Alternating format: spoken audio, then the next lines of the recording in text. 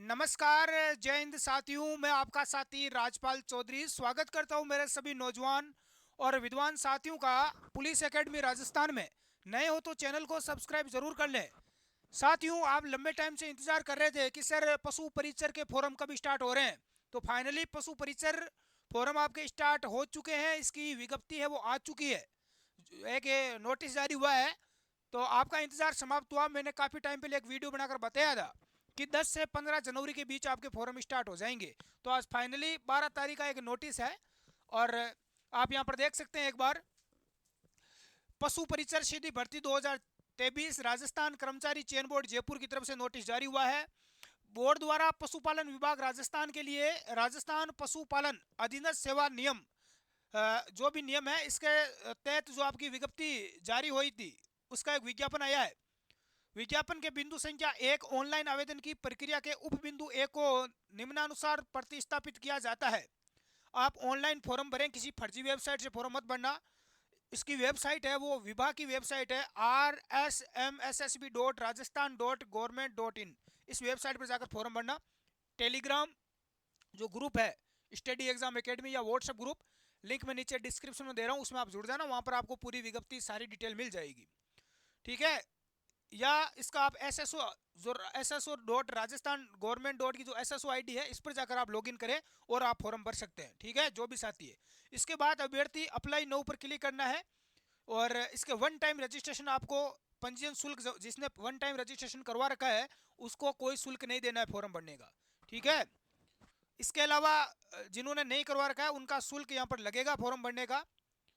OTR प्रक्रिया को पूर्ण करने के बाद विद्यार्थी एसएसओ के माध्यम से आवेदन कर सकेगा। आवेदक को आवेदन पत्र में नवीनतम फोटो 1 महीने से पुरानी नहीं होनी चाहिए अपलोड करना है।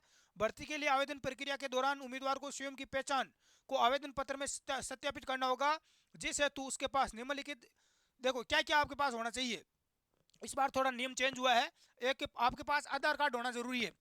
उम्मीदवार आधार कार्ड का उपयोग करके ओटीआर यानी वन टाइम रजिस्ट्रेशन जनरेट करता है तो और किसी सत्यापन की आवश्यकता नहीं होगी। यदि आपने पहली बार वन टाइम रजिस्ट्रेशन करवा रखा है तो आवश्यकता नहीं होगी। यदि OTR one time registration SSO Jan Aadhaar के माध्यम से जनरेट होता है तो उम्मीदवार को आवेदन पत्र में निम्नलिखित जानकारी सत्यापन करना होगा। आधार कार्ड नंबर दर्ज करें और फिर डेटा में दर्ज की गई जानकारी, नाम, पिता का नाम, जन्मतिथि का सत्यापन किया जाएगा आधार कार्ड के आधार पर। यदि आधार कार्ड नहीं है तो उम्मीदवार को आवेदन पत्र में इस हेतु निर्धारित सहमति की घोषणा करनी होगी। आधार कार्ड नहीं है तो क्या करना होगा, घोषणा करने के बाद यहाँ पर देखो, तीन में से किसी एक विकल्प का चयन, स्वयं के नाम, पिताजी का और जन्म तिथि, इसका सत्यापन करना होगा, जिसमें मूल प्रमाण पत्र, उम्मीदवार अपने मूल प्रमाण पत्र का क्रमांक दर्ज करेगा। इसके बाद में उसके पश्चात जो बटन दिया होगा वहां पर ऑप्शन दिया रहेगा, उस पर क्लिक करना है और बोनाफाइड प्रमाण पत्रों यानी मूल निवास प्रमाण पत्र के डाटा से सत्यापित किया जाएगा। यदि आधार कार्ड नहीं है तो मूल निवास से करें। अच्छा रहेगा आप आधार कार्ड से ही कर लेना ताकि ज्यादा अपनी बेजमारी ना हो, है।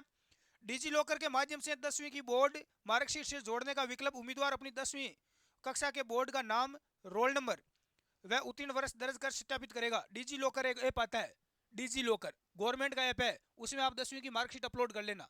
यानी आप अपना बोर्ड का नाम और रोल नंबर डालोगे तो अपना वहाँ पर मार्कशीट आ जाएगी आपकी, ठीक है। तो उसके माध्यम से आपको ऑप्शन दिया गया है, वहाँ पर स्कैन वगैरह करने की माथापच्ची नहीं करनी होगी। यदि आप डिजी लॉकर से करते हो तो मोबाइल से ही फॉर्म भर सकते हो, अब इतना आसान हो गया है। यदि उम्मीदवार उपरोक्त किसी भी प्रक्रिया में स्वयं के विवरण को सत्यापित करने में असमर्थ है तो उसे निम्न घोषणा करनी होगी, मैं प्रोफाइल विवरण सत्यापित करने में असमर्थ हूं, इसलिए मैं परीक्षा हेतु निर्धारित समय से 1.5 घंटे पहले परीक्षा केंद्र पर बायोमेट्रिक सत्यापन हेतु उपस्थित होऊंगा। वहां पर और बायोमेट्रिक इस बार किया जाएगा परीक्षा केंद्र पर।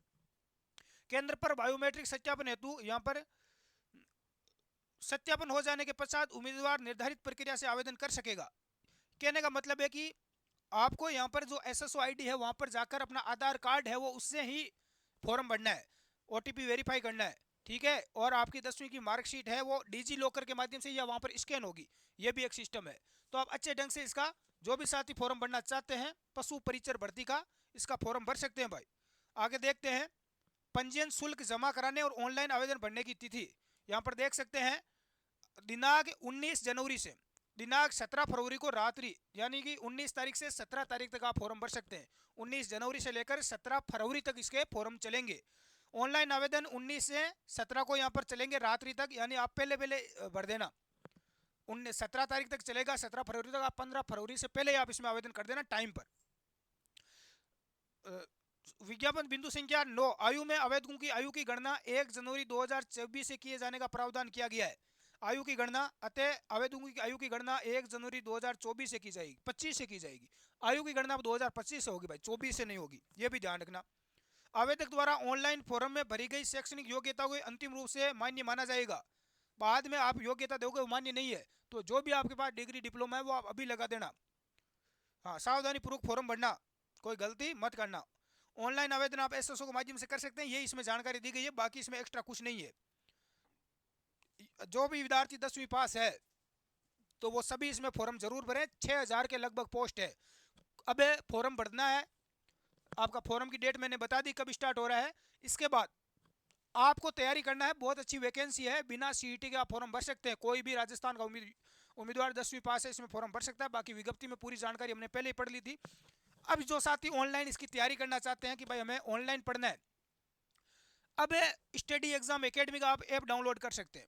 जो भी साथी इसकी तैयारी करना चाहता है, इसमें आपको पशु परिचर भर्ती का पूरा कोर्स मिल जाएगा बहुत ही शानदार तरीके से। तो इसको आप एक बार जरूर पढ़ना। ज़्यादा इसमें फीस वगैरह नहीं है, 100-200 रुपये में मोबाइल के रिचार्ज की मात्र इतनी सी शुल्क में फीस में आप अपनी तैयारी कर सकते हैं। तो ये ऐप आपको प्ले स्टोर से मिल जाएगा, वहाँ से आप तैयारी अपनी कर सकते हैं। और आपको डाउट है तो आप कमेंट बॉक्स में कमेंट करके पूछ सकते हैं। धन्यवाद।